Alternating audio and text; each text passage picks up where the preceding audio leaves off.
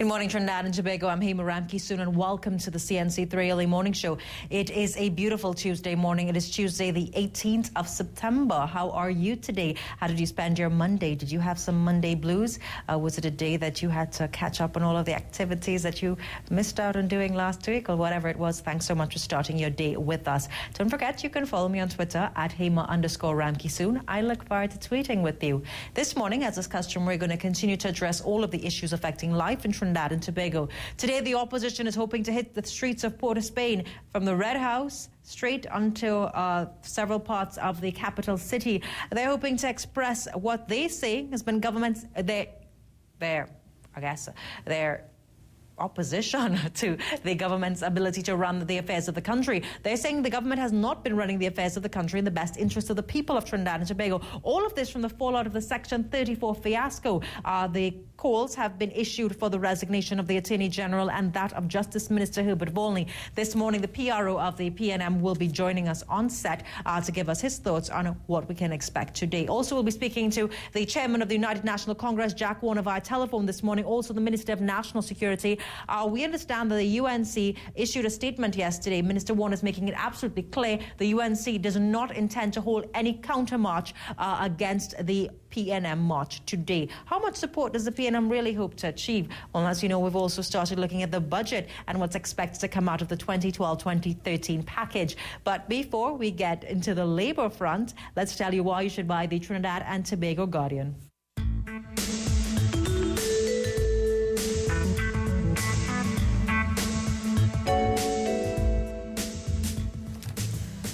Front page of the Trinidad and Tobago Guardian, CJ on proclamation of Section 34. Nobody told us. Well, the controversy surrounding that now controversial clause continues to deepen law association. It was flawed. Boy 12 on way to U.S. missing since June, and PNM set to march alone today. The inside story, it's a story by Derek Achong. CJ on proclamation of Justice Act. Judiciary was in the dark. Man in court charged with beating child. Well, the major sports story there. Gale puts West Indies in cruise control as World T20 tournament bowls off today in Sri Lanka. A plain talk goes to the Minister of National Security, Jack Warner, on the efforts of the TTCB president. He's doing a wonderful job, and cricket is prospering in this country. I will say nothing about any other sport. Off-spinner Amit Jagannath gets the applause for the day. So a wonderful picture there of all of the captains attached to the ICC T20 competition out there in Sri Lanka. Are you a cricket fan? Well, hopefully our boys will continue to represent. Before we go to our first break and before we link up with the Minister of National Security, also the Chairman of the UNC, let's give you something to think about while you have your morning cup of coffee with us. Try to think some positivity today. Positive thoughts shape the reality and the direction of your life. Don't forget, you can follow me on Twitter at Hema_Ramkissoon.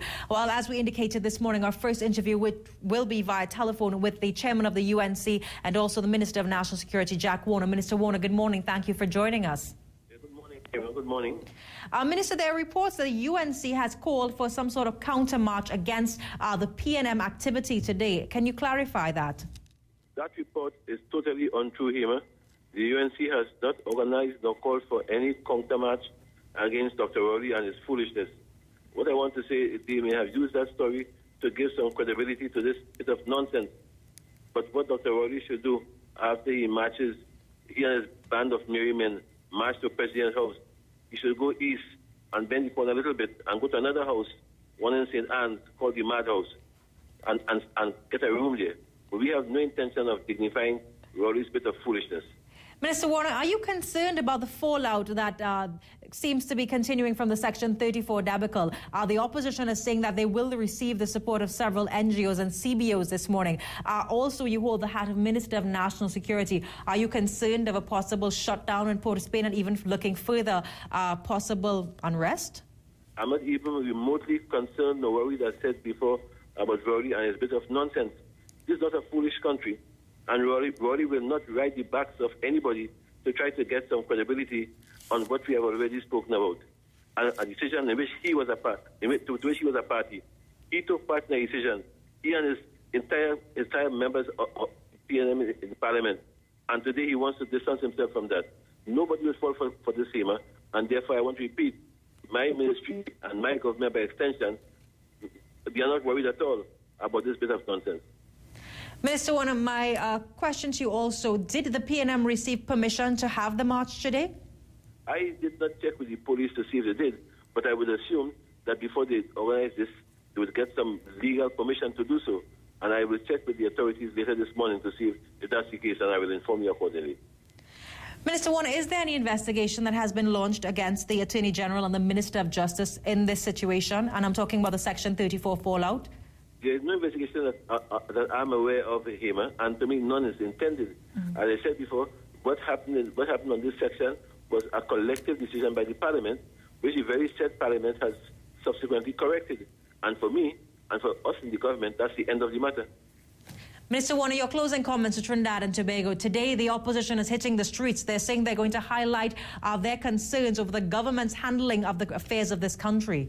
I say let them hit the streets as they have been trying to do since independence. I wish them better luck today than Independence Day. But I want to say here, again, that this country is not a foolish country. Everybody can see through this facade of Dr. Rowley, which would result in another failure. I say if Dr. Williams could have only come out his grave and see the disaster which has befallen upon the PM, he would never recognize the party that he has formed.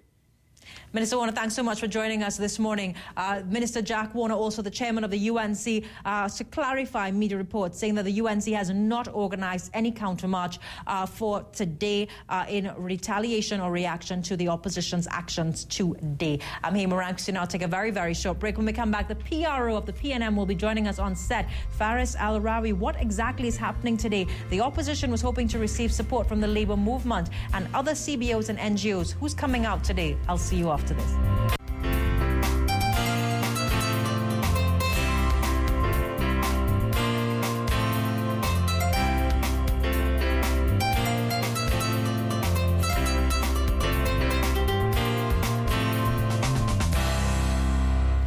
Welcome back, Trinidad and Tobago. Opposition takes to the streets today. Well, the opposition intends to, air their concerns. They're saying that the government has really and truly mismanaged the affairs of this country, affairs of the people of this country, specifically following the fallout from the Section 34 controversy.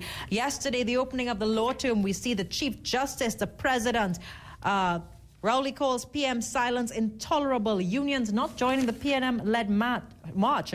Max, choose integrity. Well, the choice for integrity. AG, we need to move on. Volney resigning never crossed my mind. All of the stories this morning. Joining us on set, the PRO of the People's National Movement, Faris Al-Rawi. Good morning, Senator. How are you? Good morning, Hema, and good morning, Trinidad and Tobago. Pleasure to be on with you this morning. What can we expect today? The opposition is saying that they will take to the streets of Port of Spain. Yes, certainly the opposition will, in compliance with its duty, agitate an issue which is on the national front. And the issue, for clarity, is now the intolerable silence of the Prime Minister. I have to tell you that in waiting to come on to your program this morning, I heard a clip of your interview with Minister Warner. And I heard him say the most spectacular thing. The Parliament has made a collective decision, and for that reason, there will be no investigation into those persons who ought to stand consequences for the current imbroglio that we find ourselves in. That is the furthest thing from the truth. That is a gross and irresponsible representation of the facts. The Parliament did not, as a collective unit, seek to proclaim Section 34 in an absurd and opaque fashion. And let me point this out as a factual background. The Director of Public Prosecutions, now the President of the Republic, the Chief Justice, and the Law Association have all said that the early proclamation of Section 34 by the Cabinet of Trinidad and Tobago was a fiasco. Put that upon the background of specific and direct representations by the Minister of Justice and the Attorney General on the Hansard record that the act would not be proclaimed until all of the mechanisms were put into place, specifically rules of court, amending legislation to the Supreme Court of Judicature Act, hiring of masters, CPO involvement, structures for them to work in. Put that into the context of their direct representations and then breaches of representations. Where does Honorable Minister Jack Warner seek to take this population by saying that the Parliament made a collective decision? He's wrong. No. The Cabinet made a collective decision. And I join in the call of His Excellency, the President of the Republic, in saying that there is collective responsibility in places where you would expect it. So I can't understand how the government could seek to say we wish to move on. Well, this is interesting that you point out the Law Association, but the law body blames the government. While we lay blame squarely on the shoulders for those responsible, it was to engage in meaningful process of consultation. Both opposition and independent senators must also accept some responsibility for the failing to attempt to gauge the impact of the amnesty that they were enacting into law. Sure, and I say in relation to that, look at the Parliament discussion, look at the record itself. You will see that we gave specific consideration of the impact of Section 44. I, in fact, gave very, very close attention to it in my parliamentary contribution. Section 34 is good law. Section 34 deals with the backlogging difficulties we have in the criminal justice system. The problem was not Section 34 and the impact of Section 34. The problem was the early and absurd and opaque and surreptitious and deceitful proclamation of Section 34 in breach of the obligations and saying, I will not do so. That is the problem. So you've got to understand this.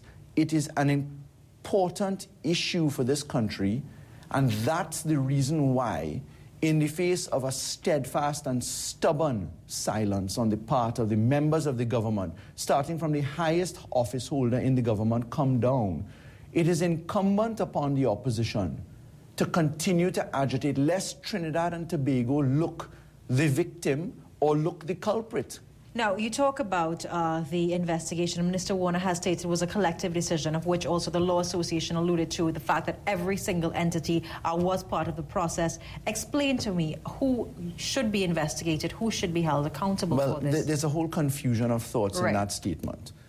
The Parliament considered legislation which has been in the pipeline for many years. The criminal justice reform through the removal of the system of preliminary inquiry and the movement to what we call a sufficiency hearing is great and excellent law. It's been done in many jurisdictions around the world and in the Commonwealth jurisdictions in particular. That was considered, and the framework to establish this, you've often heard us say in Parliament, and me in particular, great idea, wrong structure. In this case here, great idea, great structure, not yet ready for implementation. And listen, if you want to ignore every word that the opposition says on this issue, listen to the people who I've just mentioned to you. The Chief Justice of Trinidad and Tobago, the Director of Public Prosecutions, two constitutionally appointed individuals, the Law Association of Trinidad and Tobago, the independent voices on the bench. Every man, Jack, the President of the Republic, are saying to you, listen, you have conducted an absurdity. And do you know what the greatest contempt to Trinidad and Tobago is, and hence the reason why we must hit the streets? Imagine we're in the 50 years of Trinidad and Tobago's celebration of independence. The bicameral system, the creation of the Senate is in celebration this year as well. What did we see the Attorney General and the government regale us with in Parliament? In explaining this issue to the Senate of Trinidad and Tobago, one person spoke in the Senate. So there are 31 people sitting in the Senate, 15 opposite, 15 opposite. The government has 15 members. And one person, the Attorney General of Trinidad and Tobago, spoke on the government's bench.